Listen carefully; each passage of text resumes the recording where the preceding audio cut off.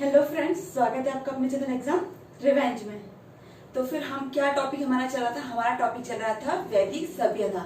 और वैदिक सभ्यता में हम ऋग वैदिक काल पढ़ रहे थे या फिर पूर्व वैदिक काल पढ़ रहे थे, ठीक है। और ऋग वैदिक काल या पूर्व वैदिक काल में हमने जो पिछली कक्षा में पढ़ा था वो क्या पढ़ा था? हमने पढ़ा था उनका धर्म, कि उनका जो देवी देवता है, देवी देवता कौन से मानते थे, कि कौन सा उनके लिए प्रमुख देवता था। तो ये सब कुछ हमने पिछली कक्षा में हमने पढ़ लिया था।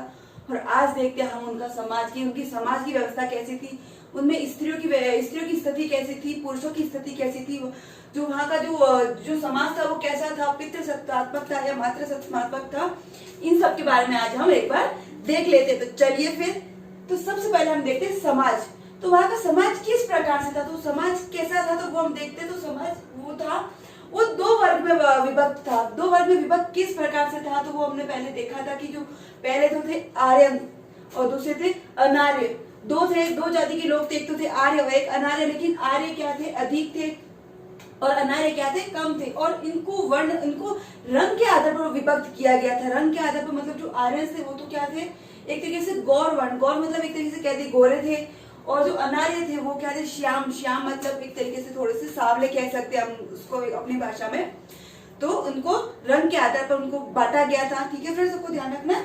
फिर यहाँ पे जो शुरुआत में तो वर्ण व्यवस्था नहीं थी, ठीक है। शुरुआत में वर्ण व्यवस्था नहीं थी, लेकिन हम जब पढ़ते हैं तो हम ऋग्वेद के 10वें मंडल में हमको इसकी जानकारी मिलती है। 10वें मंडल में इसका उल्लेख किया गया है। 10वें मंडल में उसकी वर्ण व्यवस्था को विभक्त किया गया है, उसका उल्लेख हमें ऋग्वेद के 10वें मंडल में मिलता है। फिर वर्णों का जो अर्थ था वो किस प्रकार से था, वो जो पहले तो था जो रंग के आधार पर था। और जब हम उत्तर वैदिक काल में जाएंगे तो वो जन्म के आधार पर हो जाएगा, कि जो ब्राह्मण का बेटा है वो ब्राह्मण ही होगा, जो वैश्य का बेटा है वो वैश्य ही होगा, जो राजा का बेटा है वो राजा ही होगा, ठीक है। तो इस प्रकार से उनको विभक्त किया गया। किसमें? उत्तर वैदिक काल में जन्मजात हो गया था। लेकिन जो ऋग वैदिक काल था उसमें क्या था? इसमें था कि जो उनका व्यवसाय था, उनका जो कार्य था, उनके आधार पर उनको विभक्त किया गया था। और जब शुरुआती जो वर्ण व्यवस्था थी, वो शुरुआती वर्ण व्यवस्था किस आधार पे थी? तो उसमें 3 आधार ही थे। उसमें 3 थे। शुरुआत में तो कितने थे? 3 थे। और 3 कौन कौन से थे तो देखते हैं। सबसे पहले ब्राह्मण, क्षत्रिय और वैश्य। ब्राह्मण जो अपने मुख के आधार पर अपना जो ज्ञान बांटते थे वो क्या थे? वो ब्राह्मण थे, उनको ब्राह्मण कहा गया। और फिर जो दूसरे जो लोगों की जो रक्षा करते थे उनको क्या किया गया? क्षत्रिय कहा गया। जो लड़ाइयां करते थे, युद्ध करते थे, लोगों की रक्षा करते थे, उनके लिए क्षत्रिय। और वैश्य जो व्यापार का काम करते थे उनको वैश्य कहा गया। तो इस प्रकार से उनको कार्य के आधार पर विभक्त किया गया था। उनकी वर्ण व्यवस्था किस प्रकार से विभक्त थी? तो वो थी कार्य के आधार पर, ठीक है। और शूद्र ये बाद में आए, ठीक है, आपको ध्यान रखना है। और जब हम उत्तर वैदिक काल पढ़ेंगे तो उसमें तो पता ही कि उसमें जो वर्ण व्यवस्था थी वो जन्म के आधार पर परिवर्तित हो जाती है। अब जब ऋग्वेद काल पढ़ते तो उसमें सब कुछ क्या था ना? अच्छा ही था, कुछ भी बुरा नहीं था। मतलब इसमें महिलाओं की स्थिति भी बहुत अच्छी थी। और फिर धीरे धीरे जब उत्तर वैदिक काल में जाएंगे तो महिलाओं की स्थिति भी बहुत खराब हो जाएगी। इस प्रकार से बहुत ज्यादा दयनीय स्थिति हो जाएगी उत्तर वैदिक काल में। वैश्य की हालत बहुत ज्यादा खराब हो जाएगी, शूद्र की हालत बहुत ज्यादा खराब हो जाएगी। लेकिन जो ऋग्वेद काल था उसमें क्या थी? उसमें सब कुछ अच्छा था, उसमें कुछ भी प्रकार से कुछ बुरा नहीं था। इसमें जो सारी व्यवस्थाएं थी वो सामाजिक व्यवस्था, धर्म की व्यवस्था, वो सारी क्या थी? सही प्रकार से थी। फिर एक हमको ऋग्वेद के 9वें मंडल में व्यक्ति के द्वारा एक लिखा हुआ हमको मिलता है कि जो एक मैं कवि हूँ, मेरे पिता वेद है और मेरी माता गृहिणी है। मतलब जैसे कि अभी आप वर्ण व्यवस्था देखते हो तो हमारे क्या है कि जैसे कि कोई समाज कोई राजपूत है तो उसका पुत्र भी राजपूत ही, मतलब एक तरीके से उसका जो वर्ण व्यवस्था है वो क्या है? जन्म के आधार पर हो गई है। अभी अब वर्तमान में हम देखते हैं कि वो क्या है? हमारी जो वर्ण व्यवस्था क्या है? जन्म के आधार पर है। लेकिन उस समय क्या थी कि वो जन्म के आधार पर नहीं थी, वो कार्य के आधार पर थी। तो आप इस लाइन से आप देख सकते हो कि जो एक ही परिवार में जो बेटा है और जो उसका पिता है और जो उनकी माता है, वो तीनों का कार्य क्या है? तीनों का अलग अलग है। तो एक प्रकार से वो किसमें? वो 3 भागों में विभक्त हो गए। 3 वर्ण व्यवस्था एक ही घर से हमको प्राप्त हो रही है। कि जो पुत्र है वो तो क्या है? वो है कि कवि है। और जो उसके जो पिता है वो क्या है? वो वेद है। उसकी माता क्या है? गृहिणी है। मतलब एक ही परिवार में वर्ण व्यवस्था 3 प्रकार से विभक्त की गई है। अभी आप देखते हो कि अभी मतलब कोई भी फिक्स नहीं है। कोई भी भले चाहे जाति से कोई भी, चाहे राजपूत हो या कोई और जाति का हो या ब्राह्मण हो, लेकिन जब वो चाहे सेना में भी जाए या फिर टीचर लाइन में ही जाए या किसी भी रोजगार में वो जाए, लेकिन उसकी जाति क्या रहेगी, क्षत्रिय ही रहेगी। अगर वो ब्राह्मण है तो वो ब्राह्मण ही रहेगा, और जो राजपूत है वो राजपूत ही रहेगा। तो इस प्रकार से उसमें अभी जो वर्तमान की जो वर्ण व्यवस्था है वो वर्ण व्यवस्था किस पे आधारित है, वो है जन्म पर आधारित, लेकिन उस समय में कार्य पे आधारित थी कि जो व्यक्ति जो कार्य कर रहा है, जो व्यवसाय कर रहा है, उस आधार पर उनको वर्ण में बांटा गया था। ठीक है, सबको ध्यान रखना है। फिर चलिए हम आगे देखते हैं। उसमें पितृसत्तात्मक समाज था। अब जैसे कि अब आपको एक बात ध्यान रखनी है कि जब वैदिक काल हम पढ़ रहे हैं तो वैदिक काल में आपको किससे तुलना करनी है, रामायण महाभारत। देख तो रामायण आप सबने देखी होगी, तो रामायण में अपने राम जी वगैरह देखे होंगे, राम जी दशरथी, तो उसमें आपको किसका प्रमाण मिलता है, जो सारा वहां पे जो किसका चलता था, तो उसमें मेनली आपने देखा होगा इसमें पुरुषों की ज्यादा चलता था कि पुरुष ही राजा होते थे, उनका ही समाज में, और जो समाज था उनमें किसकी चलती थी, वो पुरुषों की ही चलती थी। ठीक है, आपने देखा होगा राम जी तो उनके वो राजा बनाए गए थे, उनकी ही उनका जो देश था उनमें उनकी ही चलती थी। तो इस प्रकार से वो क्या थी, पितृसत्तात्मक थी। आप जब भी वैदिक सभ्यता पढ़ो तो आपको एक प्रकार से रामायण और महाभारत से अपने आप को लिंक करना है। ठीक है, वो क्या थे, वो आर्यन थे। फिर देखते हैं जो पितृसत्तात्मक थी उसमें जो पिता या बड़े भाई को क्या कहा जाता था, उनके लिए शब्द यूज किया गया कुलपा, उनको कहा जाता था कुलपा। ठीक है, आपको ध्यान रखना है क्या कहा जाता था, कुलपा। किनके लिए, पिता को या बड़े भाई को कुलपा कहा जाता था। फिर अपन देखते हैं कि जो इसमें महिलाओं की जो स्थिति थी, वो महिलाओं की स्थिति किस प्रकार से थी, और महिलाओं की स्थिति जब हम देखते हैं तो उसमें है ना, हमको एक सूक्त के आधार पर पता चलता है कि उसमें पुत्र प्राप्ति की कामना की गई है, पुत्र प्राप्ति की कामना की गई है, लेकिन हमको कहीं भी प्रकार से और इस प्रकार से उल्लेख नहीं मिलता है कि उसमें स्त्री जन्म पर किसी प्रकार से कोई भेदभाव किया जाता था। तो वो भेदभाव नहीं किया जाता था, स्त्रियों के जन्म पर भी कोई भेदभाव नहीं था। स्त्रियों की स्थिति बहुत ज्यादा अच्छी थी, वो उसमें विदुषी महिलाएं भी थी, योद्धा महिलाओं का भी जिक्र किया गया, तो वो भी एक बार हम देख लेते हैं। तो जो महिलाओं की जो स्थिति थी वो क्या थी, बहुत ज्यादा अच्छी थी। और जो उनकी जो पत्नी को क्या कहा जाता था, तो पत्नी को कहा जाता था जायदेस्तम।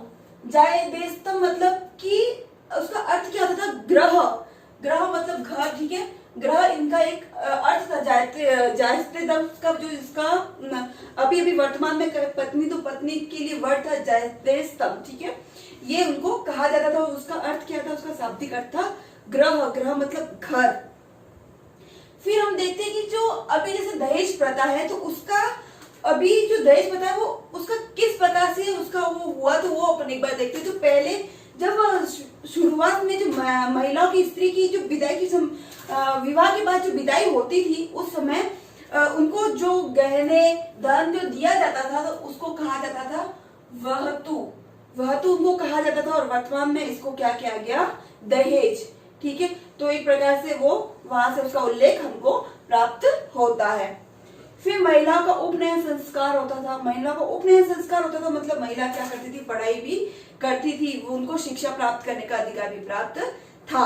ठीक है, फिर अब देखते हैं कि इसमें महिलाएं विदुषी, जो महिलाएं थी वो भी विदुषी थी, तो बिल्कुल वो भी उनकी विदुषी महिलाएं थी उनका भी जिक्र किया गया है। तो और वो कौन कौन सी है, तो चलिए फिर वो भी हम एक बार देख लेते हैं। आपको ज्यादा उसको ये सोचने की जरूरत नहीं है कि इतनी सारी महिला को सबको याद रखना है, तो वो नहीं, आपको मेनली जो नाम याद रखने हैं वो क्या है, लोपा, मुद्रा और घोषा। ये तीनों क्या है, हमारे एग्जाम की दृष्टि से बहुत ज्यादा इंपॉर्टेंट है। ये तीन विदुषी महिलाएं जो हमारे एग्जाम की दृष्टि से इंपॉर्टेंट है, इनको आपको अपने माइंड में रखना है। ठीक है, सबको याद रखने की जरूरत नहीं है, और याद रखना चाहते हो रख भी सकते हो, अपने ज्ञान की वृद्धि करने के लिए रख सकते हो, इसलिए आपको ध्यान रखना है। फिर देखते हो शशि, ओलामी, सूर्या, घोषा, लोपा, मुद्रा, विश्वारा और मृगलानी, इस प्रकार से एक जो विदुषी महिला इनका उल्लेख किया गया है, आपको ध्यान रखना है सिर्फ। ठीक है फ्रेंड्स, अब देखते हैं इसमें कि फिर की योद्धा महिला इसमें थी क्या, तो बिल्कुल थी, योद्धा महिला भी इसमें थी। तो योद्धा महिला कौन कौन सी थी, पर उनके नाम भी हम देख लेते हैं। इनमें थी शस्यशी, क्या नाम था, शस्यशी, फिर विषपला, फिर मृदगलिनी। ये प्रकार 3 नाम है जो उनको, और भी नाम है लेकिन जो हमारे एग्जाम की दृष्टि से है, तो इनको एक बार ध्यान में रखना है। ठीक है फ्रेंड्स, अब इसमें सती प्रथा का कोई भी उल्लेख नहीं है, सती प्रथा का नहीं थी उसमें, उस प्रकार में सती प्रथा का उल्लेख नहीं है। फिर देखते महिला सभा और समिति दोनों में भाग लेती थी। ठीक है, क्योंकि उसमें क्या थी, महिलाओं की स्थिति बहुत ज्यादा अच्छी थी, ठीक है, इसलिए एक प्रकार से उनको पुरुषों के समान ही माना गया था। तो महिलाएं सभा व समिति दोनों में भाग लेती थी, लेकिन संपत्ति व राजनीति में इनका अधिकार ज्यादा नहीं बताया गया है, ठीक है, संपत्ति व राजनीति में इनका अधिकार ज्यादा नहीं बताया गया। फिर देखते थे बाल विवाह नहीं था फ्रेंड्स, उसमें उस समय में भी बाल विवाह का उल्लेख नहीं है। जो विवाह का जो सही उम्र मानी गई है वो मानी गई है 16 से 17 वर्ष, ठीक है, ये एक सही विवाह की एक उम्र मानी गई है, किसमें, स्त्रियों की। फिर देखते हैं कि इसमें स्वयंवर का अधिकार भी था। स्वयंवर मतलब एक तरीके से अभी के नाम ले दो लव मैरिज, तो लव मैरिज उस समय में भी होती थी, ठीक है। और लव मैरिज में इसके लिए एक अनुष्ठान किया जाता था जिसका नाम क्या था, मेला रूप। उसका क्या नाम था, मेला रूप। उस अनुष्ठान के बाद महिलाओं का स्वयंवर करने का अधिकार उनको प्राप्त किया जाता था। इसमें सती प्रथा या तलाक का कोई उल्लेख नहीं है। ये भी आपको ध्यान रखना है कि उस समय में सती प्रथा या तलाक का कोई उल्लेख नहीं है। उस समय में सती प्रथा का भी कोई उल्लेख नहीं है। उस समय में स्वयंवर का अधिकार भी है, बाल विवाह का कोई उल्लेख नहीं है।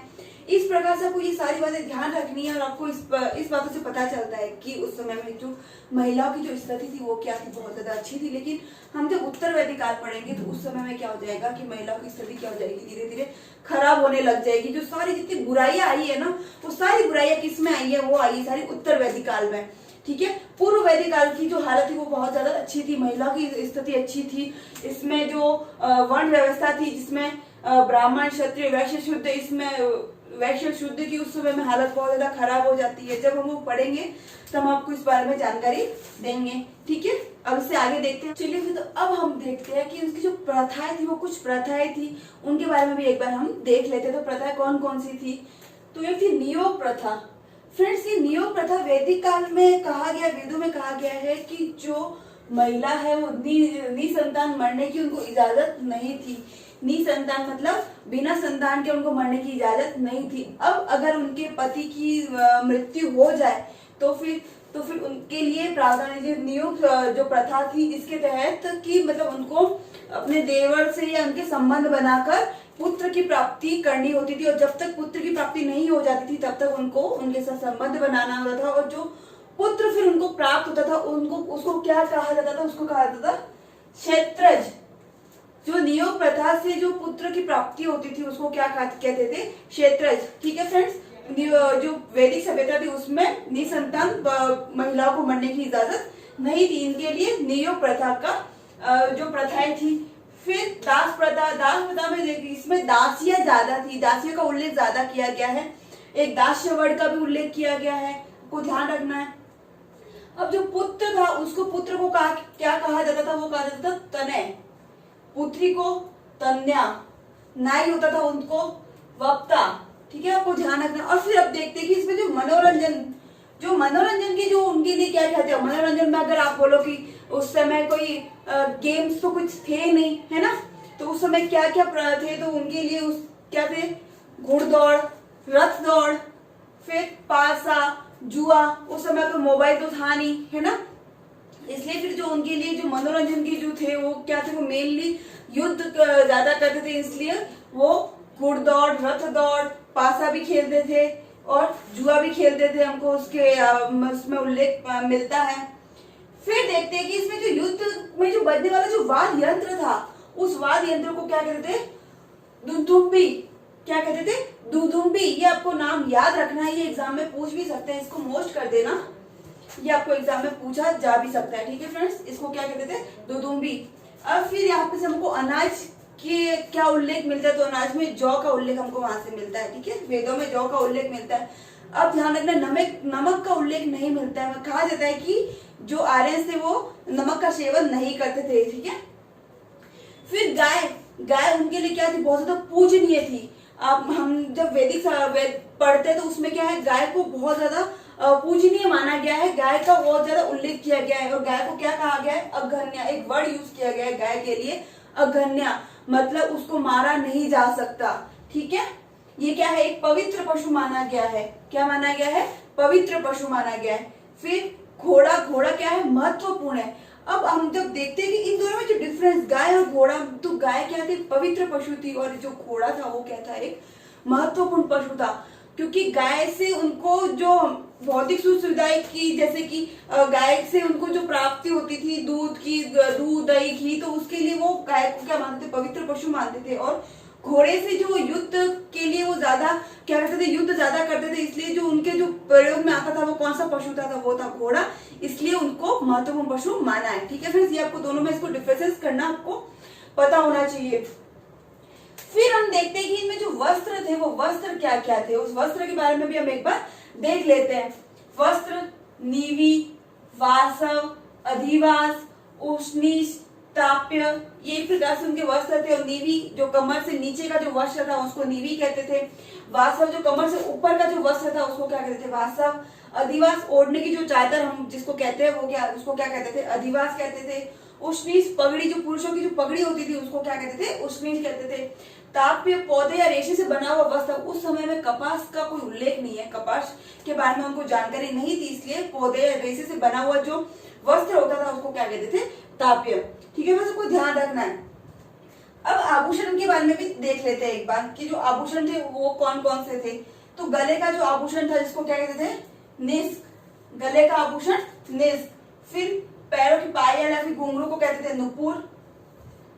कर्णफूल, फिर और भुजबंद, इनके भी उल्लेख हमको वहां से प्राप्त होते हैं। फिर देखते हैं कि जो अथर्ववेद है उसमें कहा गया है कि सोने और चांदी के आभूषण पहनने से उम्र बढ़ती है। क्या होती है, उम्र बढ़ती है, आयु ज्यादा होती है, जो आयु होती है वो बढ़ती है, किससे, सोने और चांदी के गहने आभूषण पहनने से। इसीलिए आप देखते हो कि उसमें जो महिलाओं की जो उम्र क्या होती थी, बहुत ज्यादा अधिक होती थी। और पुरुष और महिला दोनों ही आभूषण पहनते थे। ठीक है फ्रेंड्स, सबको ध्यान रखना है कि जो नियोग प्रथा, दो प्रथाएं थी जो हमारे एग्जाम की दृष्टि से इंपॉर्टेंट है। कौन कौन सी, नियोग प्रथा और दास प्रथा। फिर पुत्र को तनय कहा जाता था, पुत्री को तन्या, नाई को वक्ता के नाम से उसको संबोधित किया गया। मनोरंजन के लिए अब उस समय कोई गेम्स तो थे नहीं थे, कोई इलेक्ट्रिक की तो कोई थे नहीं, इसलिए आप कहोगे पबजी तो उस टाइम गेम था नहीं। उस समय जो मेनली जो मनोरंजन के जो साक्ष्य थे वो क्या थे, घुड़दौड़, रथ दौड़, पासा, जुआ, इस प्रकार से उनके मनोरंजन के लिए जो गेम्स थे। ठीक है, फिर युद्ध में बजने वाले वाद्यों को दुदुम्बी का कहा जाता था। फिर अनाज के लिए जौ का उल्लेख किया गया है। नमक का कहीं भी उल्लेख नहीं मिलता है, हमको पता चलता है कि नमक का वो सेवन नहीं करते थे। फिर गाय को अघन्या कहा गया। अघन्या का मतलब होता है कि जिसको मारा नहीं जा सकता, पवित्र पशु माना गया है। घोड़े को महत्वपूर्ण पशु माना गया। फिर हमको वस्त्र में आपको याद रखने की ज्यादा जरूरत नहीं है, अगर आपको अपना ज्ञान बढ़ाना तो याद रख सकते हो, अदरवाइज आपको एग्जाम में इतना पूछा नहीं जा सकता, लेकिन आपको फिर भी एक बार ध्यान रख सकते हो। ठीक है, कपास का उसमें उल्लेख नहीं है। आभूषण के लिए नेस, कपूर, कर्णफूल, भुजबंद। और अथर्ववेद में कहा गया है कि सोने और चांदी के आभूषण पहनने से क्या होती है, उम्र, आयु बढ़ती है। ठीक है फ्रेंड्स, आपको ये सारी चीजें ध्यान रखनी है और अपने माइंड में इसको सेट कर देना है, और साथ साथ में आपको नोट्स भी तैयार करने हैं। और अगर हमारा ये वीडियो आपको पसंद आया हो, लाइक और शेयर करना बिल्कुल भी ना भूले, और जाते जाते हमारे साथ अपने साथ ऐसा ही हमारा प्यार बनाए रखे। धन्यवाद।